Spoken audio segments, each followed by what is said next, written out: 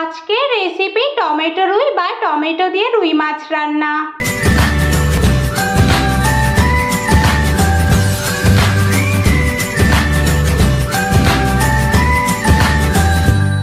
নমস্কার বন্ধুরা, অপরাজিতাস কিচেনে আপনাদের সবাইকে স্বাগত।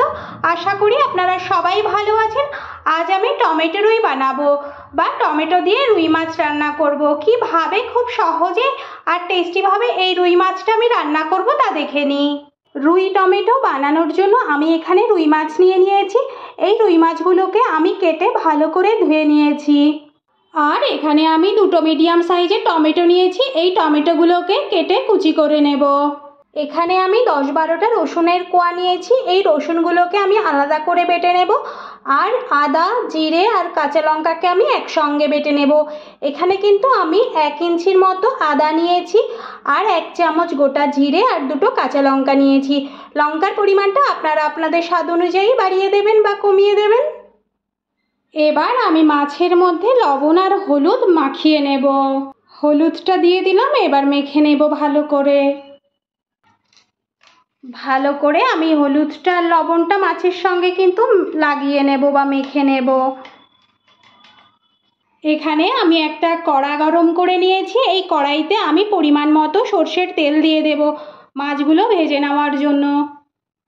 তেলটা গরম হয়ে গেছে। এবার এই গরম তেলেই আমি মাছগুলো কিন্তু দিয়ে দেব।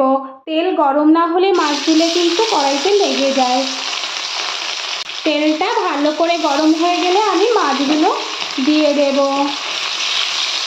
মাছগুলো দেওয়ার পর আমি একটু কিন্তু এভাবে উল্টে নেব, মাছের চারিদিকে যাতে তেলটা লেগে যায়।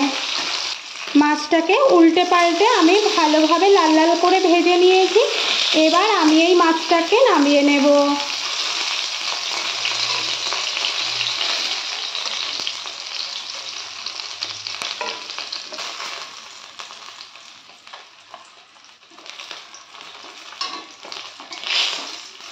এভাবে আমি সব মাছগুলোকে ভেজে নেব।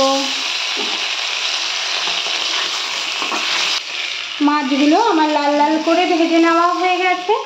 এবার আমি এটা নামিয়ে নেব। এবার এই মাছ ভাজা তেলের মধ্যেই কিন্তু আমি আরেকটু পরিমাণ সর্ষের তেল দিয়ে দিলাম। আমি কিন্তু 1 চামচ মতো সর্ষের তেল দিলাম। এবার এই তেলের মধ্যে আমি 1/2 চামচ গোটা জিরে আর 2টো কাঁচা লঙ্কা ফোড়ন দিয়ে দিলাম। এবার বেটে রাখা রসুনটা দিয়ে দিলাম।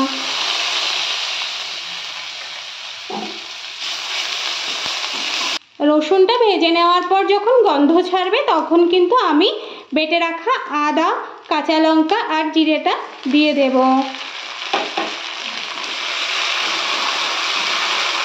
1-2 মিনিট মশলাটা ভেজে নেওয়ার পর আমি এর মধ্যে কেটে রাখা টমেটো কুচিগুলো সব দিয়ে দিলাম। গ্যাসের ফ্লেম মিডিয়ামে রেখেই কিন্তু আমি সমস্ত মশলা দিয়ে এই টমেটো দিয়ে সব ভালো করে কষিয়ে নিচ্ছি। আমি এবার এর মধ্যে বাটিটা ধুয়ে একটু জল দিয়ে দিলাম, মশলার বাটিটা। এবার এর মধ্যে আমি পরিমাণ মতো লবণ দিয়ে দেব, 1/2 চামচ হলুদ গুঁড়ো দেব, 1/2 চামচ জিরে গুঁড়ো দেব। যেহেতু আমি জিরেটা বাটা দিয়েছি সেজন্য আমি জিরের গুঁড়োটা অল্প পরিমাণ দিলাম। একটু নেড়ে নেব সব মশলাগুলোর সাথে। 1 চামচ জিরে গুঁড়ো দিয়ে দিলাম, 1/2 চামচ শুকনো লঙ্কার গুঁড়ো দিলাম। আপনারা আপনাদের স্বাদ অনুযায়ী এই লঙ্কার গুঁড়োটা ব্যবহার করবেন। ভালো করে আবারও একটু আমি কষে নেব। এখন কিন্তু আমি গ্যাসের ফ্লেম এখনও মিডিয়ামেই রেখেছি। সমস্ত মশলা দিয়ে আমি কিন্তু প্রায় 3-4 মিনিট মতো এটা ভেজে নিয়েছি। গ্যাসের ফ্লেম কিন্তু আমার মিডিয়ামেই আছে। এখানে আমি কিন্তু টমেটোগুলো কুচি করে নিয়েছিলাম। আপনারা চাইলে কিন্তু একটা ব্লেন্ডারে পেস্ট করেও নিতে পারেন। টমেটোগুলো আমার কিন্তু প্রায় সিদ্ধ হয়ে গেছে। এবার আমি এর মধ্যে পরিমাণ মতো জল দিয়ে দেব। এখানে আমি পরিমাণ মতো জল দিচ্ছি, আপনারা আপনাদের পরিমাণ মতো দেবেন। আমি খুব বেশি কিন্তু গ্রেভি রাখবো না, সেজন্য আমি অল্প দিলাম। একটু নেড়ে দেব। এবার গ্যাসের ফ্লেম মিডিয়াম টু হাইতে দিয়ে আমি ঢেকে দিয়ে 5 মিনিটের জন্য ফুটিয়ে নেব। 5 মিনিট হয়ে গেছে। আমি এটা তুলে দেখে নেব কেমন হয়েছে। এবার এর মধ্যে আমি ভেজে রাখা মাছগুলো সব দিয়ে দেব।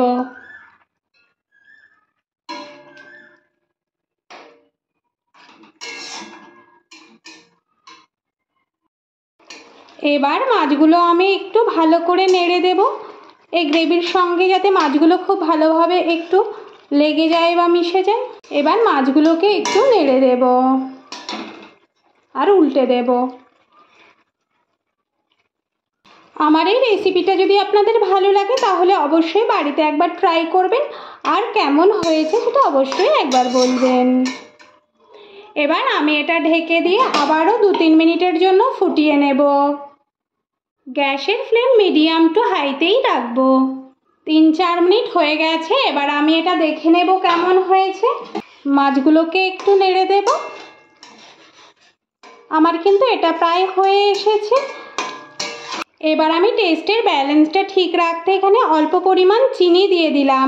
আপনারা চাইলে চিনিটা নাও দিতে পারেন, কিন্তু আমার কাছে এটা ভালো লাগে আর টেস্টের ব্যালেন্সটাও ঠিক থাকে, সেজন্য আমি একটু চিনি দিয়ে দিলাম।